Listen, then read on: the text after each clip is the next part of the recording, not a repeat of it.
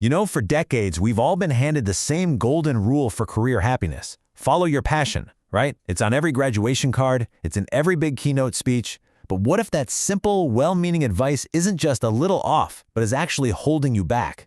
Today, we're going to tear that idea apart and build a much better map for finding work that truly matters.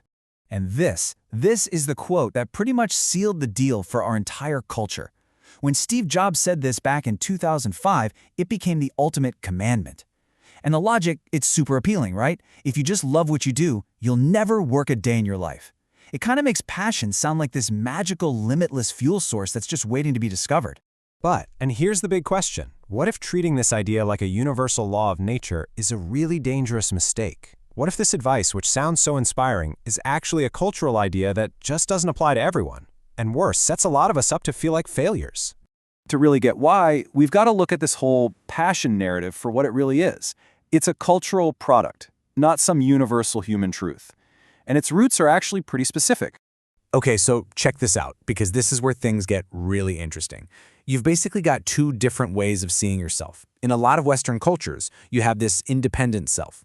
The idea is that your actions should be driven by your choices, your self-expression. So choosing a career based on what you love, well, that's a huge part of your identity. But then, in many Asian cultures, you see more of an interdependent self. Here, big decisions are often guided by your duties to family and community, and by what's practical. The idea of just indulging your personal passion can seem, well, a little selfish when stability is the goal. And this line, it just hits the nail on the head. This zinger from the mom in Crazy Rich Asians isn't just a funny moment. It perfectly captures this cultural split. It shows you exactly how the obsession with passion can look from the outside, as a very specific, very Western, even American ideal. So here's the big takeaway from all this. The idea that we all have some single, prepackaged passion just waiting to be found, that's a story. It's a story that works really well in cultures that put the individual first. And honestly, it's a lot easier to live out if you have the financial safety net to keep looking and not settle. For everyone else, we need a better model, a more complete one. And that's where we find something called Ikigai. It's a Japanese philosophy that gives us a much more balanced and structured way to think about our purpose, not just at work, but in life. It's not about finding one thing, it's about finding harmony between several things. So let's just break that word down for a second. Iki means life, and gai, that basically means value or worth. So Ikigai is literally your purpose for existence or your reason for being. It's this whole philosophy that's about looking inward to find happiness and meaning in what you do every single day. So, how do you find it? Well, Ikigai is built on 4 really basic but profound questions you have to ask yourself. First, what do you truly love to do? Second, what are you actually good at? What are your real skills? Third, what can you realistically get paid for in the world?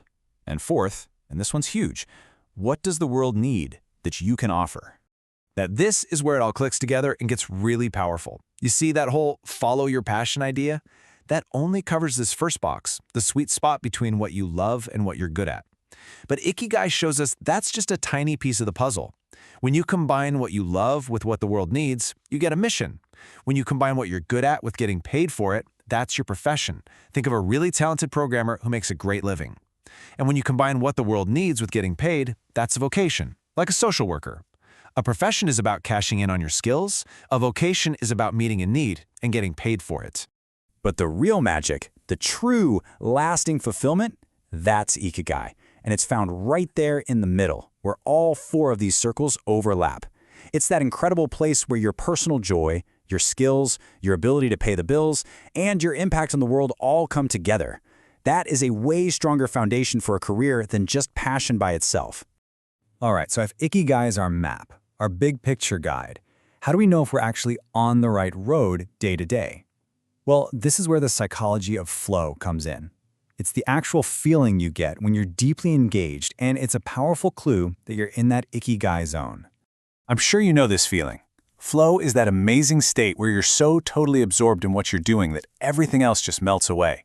You're laser focused, time gets all weird, and the work itself is its own reward. It's that awesome feeling of being in the zone. Now, we usually think flow is just for those huge epic moments, right? The coder solving an impossible bug, the artist finishing a masterpiece. But what if that's not the whole picture? What if we can find that feeling in places we never expected? Well, it turns out research shows something pretty fascinating. There isn't just one kind of flow. There are actually two. Balanced flow is the one we all know. It's when a tough challenge meets your high skill level, like trying to summarize a dense, complicated report. But there's also something called automatic flow. This happens when the challenge is low, but your skill is high. Think about methodically organizing a giant spreadsheet. It's routine, it's effortless, but you can get just as lost in it. And look, this isn't just some abstract idea. It's backed by actual data. A study hooked up knowledge workers to sensors and found that both kinds of tasks could get people into a deep state of flow. The hard research task, no surprise, scored high on things we associate with balanced flow, feeling challenged, feeling enjoyment. But what's wild is that the boring spreadsheet task, it scored super high on what they call automatic flow, things like having clear goals, a sense of control, and just doing it without thinking. Okay, so let's pull all these threads together. We've busted the passion myth. We've got our new map with Ikigai, and we now understand the feeling of flow. How do we actually turn all this into a practical tool for building a career we love? Here is your new toolkit. Use the 4 circles of Ikigai as your map. It helps you see the whole landscape. Then use that feeling of flow, both the challenging kind and the automatic kind, as your compass. It tells you if you're pointed in the right direction each day. And the most important shift in thinking is this. This is not about passively waiting to find your one true passion. No, it's about actively and deliberately building a career that sits right in the middle of those 4 circles. And really, the potential here is huge. As the philosophy goes, finding your Ikigai isn't just about your job. It's about rediscovering the entire value of living. It's about creating a life where what you do and who you are finally in sync. So, I'll leave you with this thought. Let's just forget about that stressful, mythical hunt for a single hidden passion. Instead, with this new map and this new compass in your hand, what is one piece of purpose, maybe a small one, that you can start to intentionally build starting today?